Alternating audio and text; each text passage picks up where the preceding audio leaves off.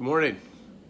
I'm coming to you from a hotel room in Houston, Texas, on a trip I really didn't want to take when it came right down to it. It was one of those, well, I need to do this, but I really don't want to.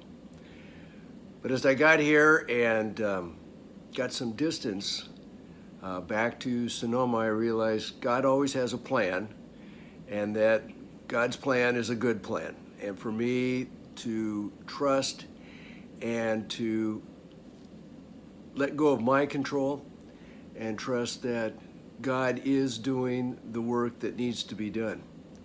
And one of the things I've realized as I checked in last night and spent a little time by myself and this morning is there's a lot of important things going on in my life, both personally and at the church. And when that happens, I can begin to run faster and faster and think it's more and more about me. And when that happens, it activates all my fears so that I go from being overconfident to being completely, I'm unworthy, I can't do this, I'm incompetent. This fluctuation that goes up and down, which in so many ways has no bearing in reality. It's the interior stuff that keeps churning up for me. And so I just went through a checklist. What has changed in the last month or so? That what have I started doing or stopped doing? That the things that keep me balanced and keep me the right size, keep me humble, that God has created me just as I am, and that I have capabilities, I have contributions I can make, but I'm also limited, and I have liabilities, and I need the people around me. And I realize one of the things that I have stopped doing is starting each day mindfully with the third step prayer. Third step prayer is a prayer of surrender, and it reads like this: God, I offer myself to thee, to build with me and do with me as you will. Relieve me of the bondage of self. Wow. Relieve me of the bondage of self, that I may better do your will.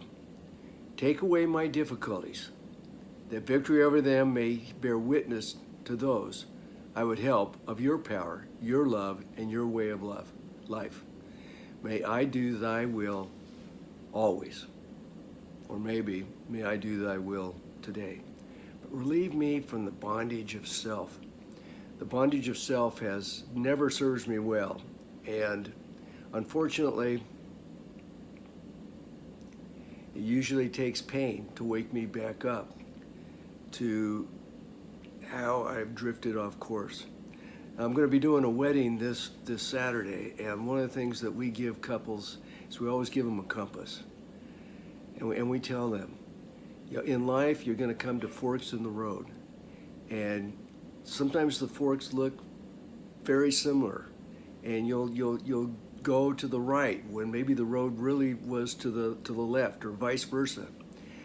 I said the key to a life is not that you don't make mistakes. We all make mistakes, and we'll get off on the wrong track. The key is to take regular timeouts so that you can catch yourself when you've gone a little bit down the road the wrong way. It's so much easier to get back on track than it is if you go for weeks, months, years off track. And then it is so painful and so difficult to get back on the right track. And in some cases, I'm not sure people ever do. So for me, I'm grateful for this morning, a chance to check in with you and to say, yeah, I surrender. I surrender this day to God. And I surrender my will and pray his will in my life. Amen.